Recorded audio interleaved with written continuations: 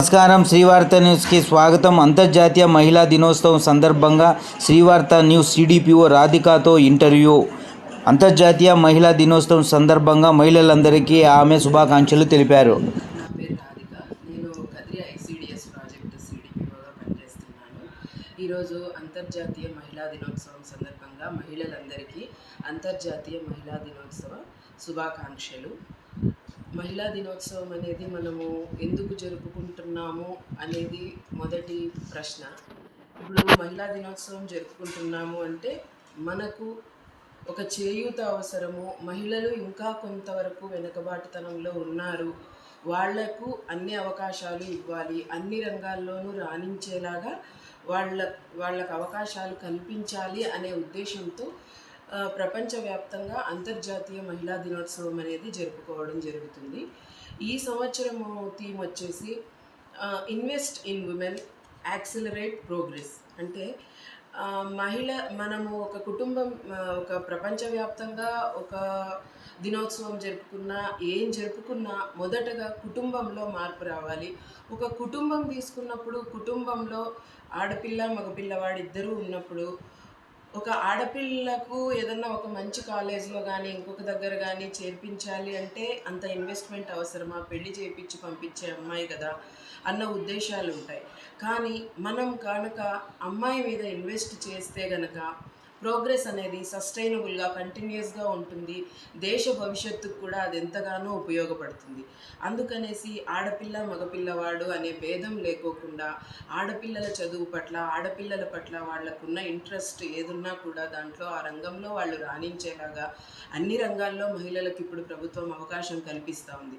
కాబట్టి అన్ని రంగాల్లో వాళ్ళు రాణించేలాగా కుటుంబం దగ్గర నుంచి మనం స్టార్ట్ చేసుకొని వాళ్ళకి కనుక వాళ్ళ మీద ఒక టైం ఇన్వెస్ట్మెంట్, మంచి మోరల్ సపోర్ట్ అనేది ఒక ఇన్వెస్ట్మెంటే.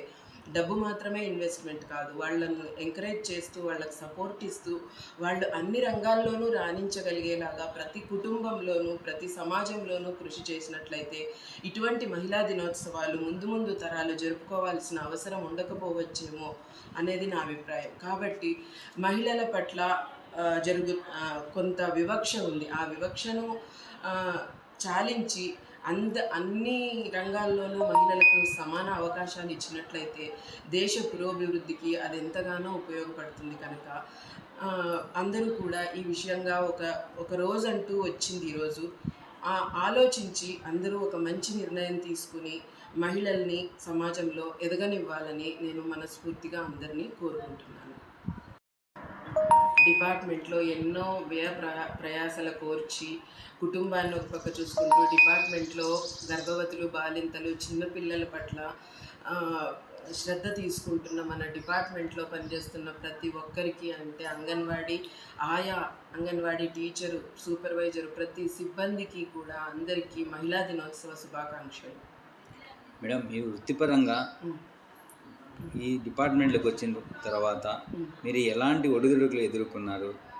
ఉద్యోగం రాకముందు ఏ విధంగా ఉండేవారు, వచ్చిన తర్వాత ఎలా అనిపించింది? ఉద్యోగం రాకముందు నా కుటుంబం నా ప్రపంచంగా, నాకున్నది ఒకటే, ఏదన్నా సమస్యనా లేకపోతే అనేలాగా ఒక ఇది ఉండేదండి. ఉద్యోగం వచ్చిన తర్వాత అందరు మహిళల పట్ల కానీ సమాజాన్ని ఒక వేరే దృక్పథంతో చూడడము నేను ఇది చేసుకున్నాను. ఉద్యోగం వచ్చిన తర్వాత చాలా మటుకు అందరివి మనం తెలుసుకోబట్టి వాళ్లకు ఏదన్నా మనం చేయగలిగిండే ఇది అంటే సహాయం లాంటిది. మనము సహాయం అంటే ప్రతి ఒక్కరూ ఆర్థిక సహాయమే అనుకుంటారు. మోరల్గా ఒక చైల్డ్ మ్యారేజ్ ఆపి ఆ చైల్డ్ చదువుకునేలాగా చూడడం అనేది నాకు అతి ఎక్కువగా సంతృప్తినిచ్చే అంశము ఈ డిపార్ట్మెంట్లో పనిచేస్తున్నప్పుడు. ఎందుకంటే చైల్డ్ మ్యారేజ్ ఇప్పుడు ప్రతి ఒక్కరూ, ఒక అమ్మాయి వెనకబడి ఉంది, ఒక ఆడపిల్లకి ఏదన్నా నష్టం జరిగింది అంటే ఆల్మోస్ట్ ఎక్కువ శాతం దాంట్లో ఉండేది చైల్డ్ మ్యారేజ్ వల్ల జరిగే నష్టమే. ఈ డిపార్ట్మెంట్లోకి వచ్చిన తర్వాత నేను చాలా చైల్డ్ మ్యారేజెస్ ఆపడం జరిగింది. చాలామంది పిల్లలు చదువు కంటిన్యూ చేస్తూ కూడా ఇప్పుడు నాకు టచ్లో ఉండే పిల్లలు కూడా ఉన్నారు. నాకు అది అతి ఎక్కువ సంతృప్తినిస్తుంది. అట్లాగే చిన్న పిల్లల పట్ల మనము ఏ విధంగా ఉండాలి అనేసి అంగన్వాడీ కార్యకర్తలకి వీళ్ళకంతా చెప్పేటప్పుడు కట్ చేయండి.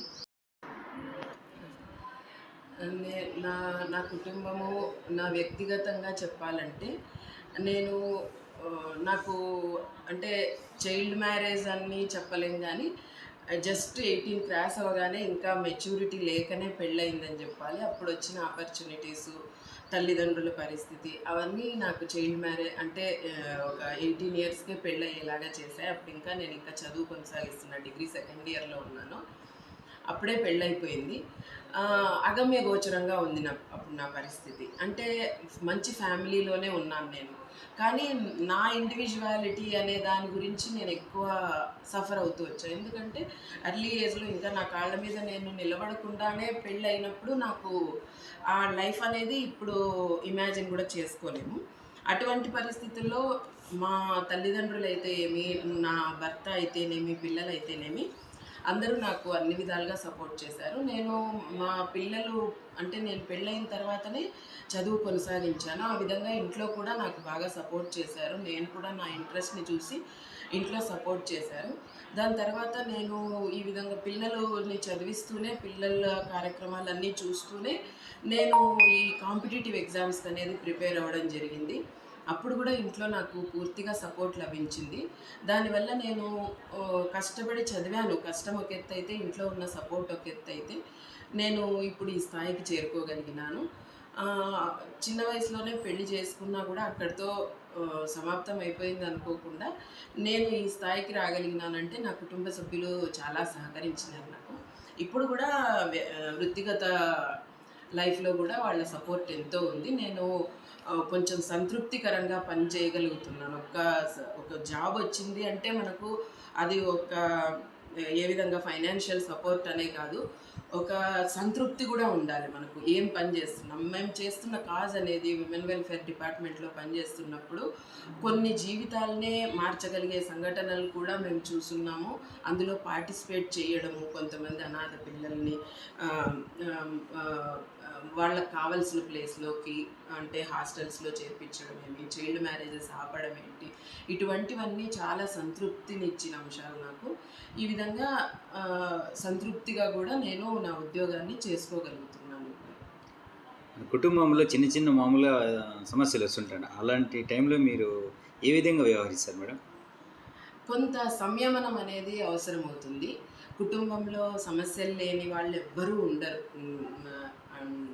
నా అభిప్రాయం ఇది. మరి తెలీదు. సంయమనం అనేది అవసరము. ఆ సమయానికి తగ్గట్టుగా మనము కొంత వ్యవహరించి నేను నా కుటుంబము అనుకోగలిగినట్లయితే కుటుంబాలు విచ్ఛిన్నం కాకోకుండా ఉంటాయి. దాని ద్వారా కుటుంబం ఎదిగితే సమాజంలో కూడా ఒక కుటుంబం బాగా ఉంది అంటే సమాజము ఎదుగుతుంది. సమాజంలో కూడా మనకు మంచి స్థానం అంటూ ఉంటుంది. సంయమనం అనేది అవసరం. పిల్లలు ఏం చేస్తారు మేడం? నాకు 2 అబ్బాయిలు ఉన్నారు. పెద్ద అబ్బాయి ఇప్పుడు ఎల్ఎల్ఎం చేస్తున్నాడు. చిన్న అబ్బాయి 4th ఇయర్ బీటెక్ చదువుతున్నాడు. సార్ ఏం చేస్తారు? సార్ వచ్చేసి బిజినెస్ స్టాక్ బ్రోకింగ్ చేస్తారు సార్. Thank you madam. మీకి, మీ డిపార్ట్మెంట్లో ఉండే సిబ్బందికి, మీ కుటుంబ సభ్యులకి అంతర్జాతీయ మహిళా దినోత్సవం మా ఛానల్ తరపున మేడం. థ్యాంక్ యూ అండి.